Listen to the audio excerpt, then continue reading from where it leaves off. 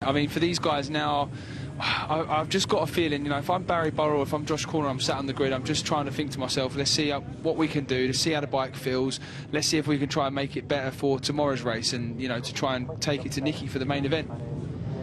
Well, Nicky put in some blistering laps just a few moments ago on in Heat 1. Let's see how Heat 2 goes down as we are ready here at Knockhill. Heat 2, waiting for the lights.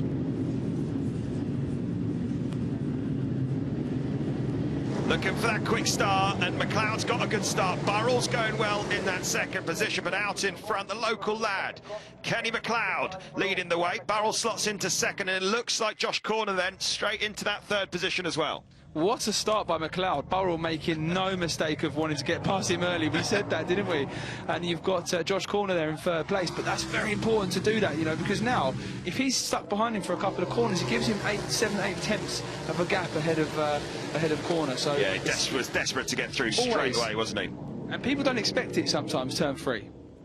Well, and Josh Corner wants to go with him. McLeod very handy in the wet yesterday. Let's see if he can live up to that pace. He was very quick. He was only just over a tenth of a second behind Nicky Coates in yesterday's qualifying. So knows how to ride this track as they all funnel through. 19 riders in this one. Man down on that final hairpin. Can't quite see the number there, Ed, but yeah, as you said, Kenny McLeod's got off to a great start and he's still hanging in there with Burrell. You know, Burrell, you could quite clearly see, was pushing quite hard, you know, pushing very hard to get away. And as the rear wheel was lifted into the light, that's the 70. Well, that's Dave Grace there. He had a good qualifier. He qualified, well, before this, he qualified himself 5th for this heat. So, yeah, he did. He had a bit of pace in the wet. But look, Burrell, see what I mean? You just got, you know, 4 or 5 tenths there. And it's just going to mean that if Corner does get past McLeod, which at the minute doesn't look like he's pushing him to do, it just makes his life a little bit harder. Yeah, that top 3 just getting away. Cleary heading up that next set of riders. See it racing as they come round on the anchors. Seif there having a little bassel into the hairpin. And let's see, 53.1. That's 7 tenths quicker than McLeod on that lap alone. Josh Corner just a tenth of a second quicker than McLeod, so he's not able to really make too many inroads. Shows you straight off the bat, lap 2, the new lap record. Nicky Coates did a 53.26 to Burrell's 53.10. So Burrell, that's a good statement of intent. Yeah, wasted no time. 53.266, have that. 53.1, lap 2. Yeah, have that, deal with that. But all that's going to do now is it just unlocks another level. So like tomorrow, Coatesy will come out, he'll probably make a few little adjustments on his bike, as we see Corner there making a good pass on McLeod there. McLeod tried to come back but couldn't quite do it. But going back to Nicky Coates, he's going to just have a little 53 flat, Burrell's just done. I've not got enough time to make the lap before I say what I'm going to say, but it just gives him that next opportunity, you know, to try and work out a way of going faster. And with this being the first dry running of their weekend, they will get faster in the heat tomorrow anyway. Well, and Burrell's first time on the bike this year.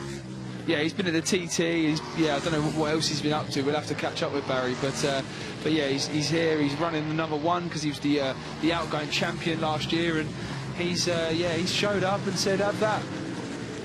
And then just got it again. Just looking to try and break those 53s. Yeah. And that is, again, a good answer to the Coates question posed in Heat 1. Good battle going on behind between Dutton and Dakin. McLeod up the inside, lovely. Yeah, these two, it shows McLeod's not willing to lie down, is he? He's here to not just make up numbers. Yeah, listening to the commentators saying he done well in the wet, let's see how he does in the dry. Oh, there you go, commentators. There you go, commentators. Well, a little bit offline into turn 1 there. Josh might just sneak up the inside into turn 3. Oh, lovely late one. Lovely late one. Well, Corner. Oh, that's a nasty one. Foreman down at Clark. A couple of riders down. Good to see one of them already up on their feet. Yeah, I think the other one might have hurt himself. They red flagged this, have they? I've seen Barry yet. I saw Barry's hand go up. Well, a pretty quick red flag as it was Foreman, and I think it was Ashington down. It's Foreman up the inside. Oh, he loses the front, and Ashington, oh yeah, he got tied up a little bit there. Oh, it's probably hurt his hip. Yeah, never a nice one. And yeah, it's an awkward one. He's kind of ran up the inside curb there, and the curb's a little bit angled through Clark. So if you take too much of it, obviously that was kind of the you know, the end result of doing so. But yeah, fingers crossed that he's all right, and they get him off, and they'll probably get a restart. Well, it's good to see he's up on his feet, because for a couple of moments there he was catching his breath. That's Dave Grace down there. Come on, guys, get them bikes off. Let's get a restart. Let's get racing. It's busy weekend of racing, a busy day of racing. Not with the knock-on of losing some time yesterday, not to fit in today. We want to get this one back underway as quickly as possible. Riders all staying present, staying ready. Quick drink. Yeah, and it's one of them. A restart is always, you know, the start of the race is always an exciting part of the race, and you have to go through all that again. And it's like, right, and you kind of build yourself up to it. And you're like, right, you sort of relax as the race starts, and then, you know, when you have a red flag, straight away you're like, get that intensity. Restart. That intensity's got to come back. Burrell had built up a 3-second lead, and now finds that lead obviously disappeared. But man, he's got some pace. 53.01, just 100th of a second away from breaking the 53s. Yeah, but you know what they'll be thinking now? We can do 52s. That's, you know, that's the mindset of a racer, I guess. And they'll just be like, right, we're going to do 52s now, and then they'll do a 52, and then it'll be, well, I want to do a mid 52. It's like, yeah, where does it stop? And there will be a certain limit to what these bikes are capable of around here. But the track also looked a little bit dirty from the screenshots we were seeing earlier. You know, on track, I noticed that the track did look a little bit dirty. So as the track rubbers in, you know, once the super bikes have been out, the stock thousands, the super sport bikes, the track will rubber in, and it'll be a little bit more grip as well. So you'll see the lap times improve from there. Well, just waiting. Restart will be over 5 laps. So it won't be too long until the riders make their way back out. Both riders up on their feet, so it won't be too long before they're sent back out. 5-lap dash as well. This is... It's already a dash, isn't it? Well, it was. 10 laps, you know, of a 53 is a short race. But now we're going to take it down to 5 laps, which is... yeah, that makes it a little bit more exciting. But, you know, Barry might have a little bit more urgency about him, and you might end up seeing the 52s now in this heat. So let's wait and find out.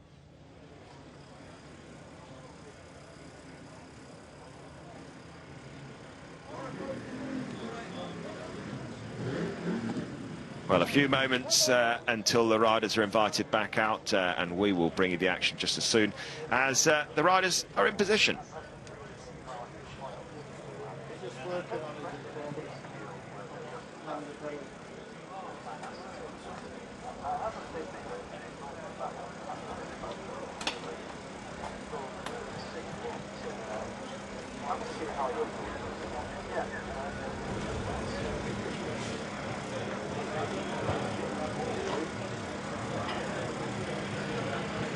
You doing good, all right? Yeah, good. It's a bit warmer today. Yeah, well, yesterday.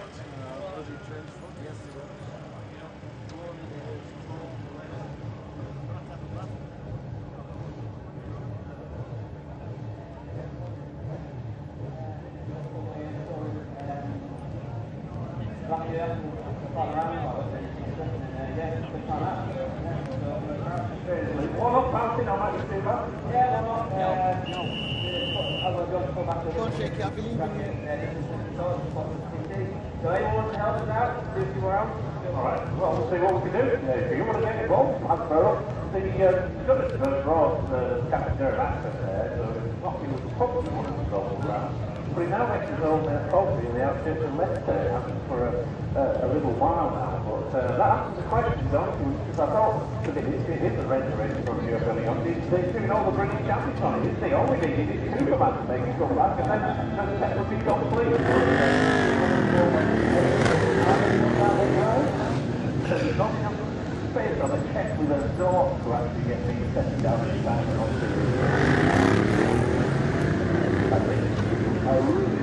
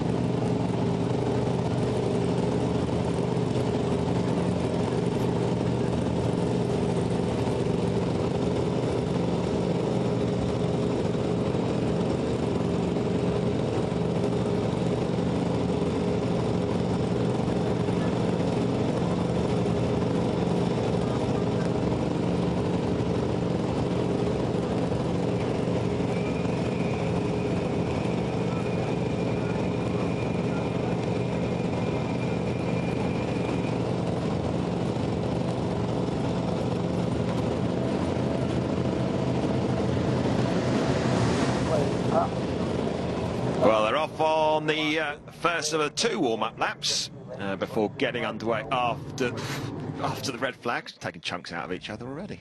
Literally like it's the start of the race. I think they've forgotten that they've got 2 warm-up laps. It's just seen they've been invited to get going. It's like, right, racing again. We've got 5 laps to do. And that is always a funny thing with a restart. It's, you know, as I was saying earlier, what happens is, you know, you're excited. The start of the race, you've had so much time to think about the start of a race that, you know, all this animosity and excitement builds up, and then that kind of disappears when the race starts. And then you have to do another restart. It's kind of like that comes back. Energy, though, isn't it? Yeah, it comes back suddenly, and it's like, oh, I've got to do another start. I've got to try and nail it. And then they're excited. It's like the adrenaline, isn't it? Yeah. Of just standing there waiting for the lights to change. Yeah, and then it's like, right, warm-up lap, let's just take chunks out of each other. This is what you're going to get when we go racing. Just You're having it. Not in for an easy ride here. Right, as they go round, completing the first of the 2, and then it is 5 laps of racing to try and secure the top 13. Just waiting for confirmation on our timing screens. This was how they were standing when they went into that red flag. Burrell was out in front, setting some blistering lap times in front of McLeod and Corner. Those 2 are having a great old ding-dong for 2nd and 3rd as they round out row 1. Cleary, Dunn and Dakin on 2nd row, and they were a little bit gapped by those leading 3s. McCluskey, Williams and Seath on row 3. Row 4, Davenport, Barker and Pearson. Row 5, Carnell, Lee and Taylor. Row 6, Duggan, Ashington and Foreman. Those were the 2 that were involved in the crash. That's why they were in grey. Those won't be making their way to the grid. So we've lost, obviously, a couple out of this one. Still looking for that top 13 to secure their right straight through into the main event tomorrow. And the infamous Knockhill cloud has sort of come over us here. It's got a little bit chillier. Don't you say that. But ahead, you know, we can see a lot of nice sky around us. But wouldn't be Knockhill without a quick weather change. Well, wouldn't it just? Riders all in position. Green flag at the back of the grid. That shows that we are ready to go. Riders in position. Waiting for the lights, ready to go for a sprint 5 laps, and the lights are out very quickly. Burrell getting a great start. McLeod sticking to a few wheelies. He was eager to get underway and racing. Then up the inside, Josh Corner really wanting to establish himself in this one. He didn't get the opportunity, he didn't get the space to be able to do it in the first half of this race. Let's see if he can do it now in the second half. Yeah, and he's made no Yeah, he literally, no mates getting through that turn there. He was straight on the inside. But he knows if he wants to try and go with Barry, he has to put that move in to get himself to the front. And if he wasn't going to do that at turn 1, I believe he would have done it at turn 2. But he's now got the opportunity to follow Barry. Let's see if Barry thinks he can get himself into the 52s. This will be the time to do it. You know, a couple of laps, backing it in into the hairpin there. Josh has got a good opportunity here to really go with him. So has McLeod, to be fair. Yeah, well, the thing is, Barrel had got so far away in the first part of this race that those guys couldn't really see what he was up to. Now that they're able to follow him pretty closely, let's see if they're able to try and live with that pace of Barrel, because Barrel's just been so quick. Josh Corner going very nicely indeed as he tries to really stick on the back of the former champ, or the reigning champion in this class from last year. Yeah, Corner did that first sector lovely. Yeah, he was a 10th off of Barry through there, so Barry did a 17.356 for reference, and Josh Corner did a 17.421, so just less than a 10th. Looks like McCluskey going up the inside there of Dutton to move into 5th position. A little gap appearing again between those top 3 and the rest, and up the inside again goes McCluskey. McCluskey making some good inroads and finds a move up into 4th, but goes wide on the exit. Another quick lap there from Burrell out front, 53, one straight into it. But to be fair, Corner and McLeod in the low 53s as well. Yeah, but they just don't seem to have that little bit extra what Barry's got. Like, Barry's able to just get 10th each sector, really, isn't it? Yeah, he's got it dialed in, really. He's just riding really well. Heading up this second pack is Cleary in 4th position. A train of riders. Isn't it? Nice, good battle in this sort of second group of riders. Not too many laps to go already on their second of just 5 after the red flag. Cleary there just wanting to keep himself at the sharp end of that pack. McLeod, he's having it. These two are really evenly matched. They're not scared of taking chunks out of each other. No, and McLeod going very nicely, keeping Corner absolutely under pressure. Burrell just escaping as we feared that he might. Oh, I feel there was a block pass at turn 3 there, which caused that little bit of a traffic jam. Nice work through the chicane. Seath there, front of shot, making his way through. Cleary heading up that second group. Barry's just done another 53.1, which is quite consistent, and I don't know what the limit's going to be for these guys, whether tomorrow they'll be able to push themselves into the 52s. Well, again, a bit like what we saw from Nicky Coates, wasn't really under pressure. Burrell's not really been put under too much pressure either, as second and third Corner and McLeod settling into the mid 53s, half a second slower than what Barry Burrell just put in. Oh, he took a bit of liberty there over the curb. You don't want to be doing that. These curbs, they've put like the like anti-car curbs on the inside of the chicane. If you clip one of them, like we just saw there, it's airtime. Yeah, they're nice and squirrely on landing. It's come on to that final lap. Burrell then out in front and did exactly what he did in the first part of the race, and has just been metronomic when it comes to that lap time. Corner and McLeod have been pushing hard but haven't been able to live with the pace of the reigning champion. Burrell takes the win in front of Corner and McLeod. They'll go into the hat for those front 2 rows come the main event tomorrow. Looks like who's going to get this one? Cleary just in front of McCluskey, is it? Into 4th, 5th, and then a great train of riders. 12th is Pearson. Looks like Taylor's going to take the automatic spot into the main event, and then Lee, Carney, and maybe Duggan at the back of things has had a couple of issues as he is across the line. The reigning champ putting in some very quick laps indeed, very consistent to boot. Barry Burrell has came late to the party, but he is looking like the man to beat here at Knockhill.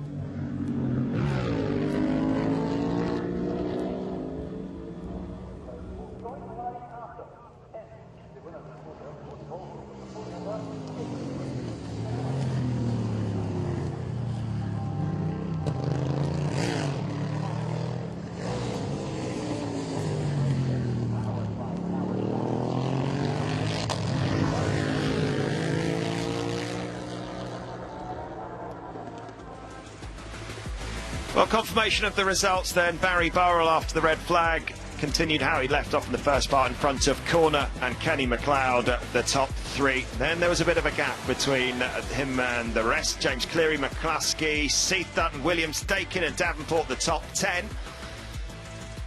And then the last three that automatically go through: Barker, Pearson and Taylor.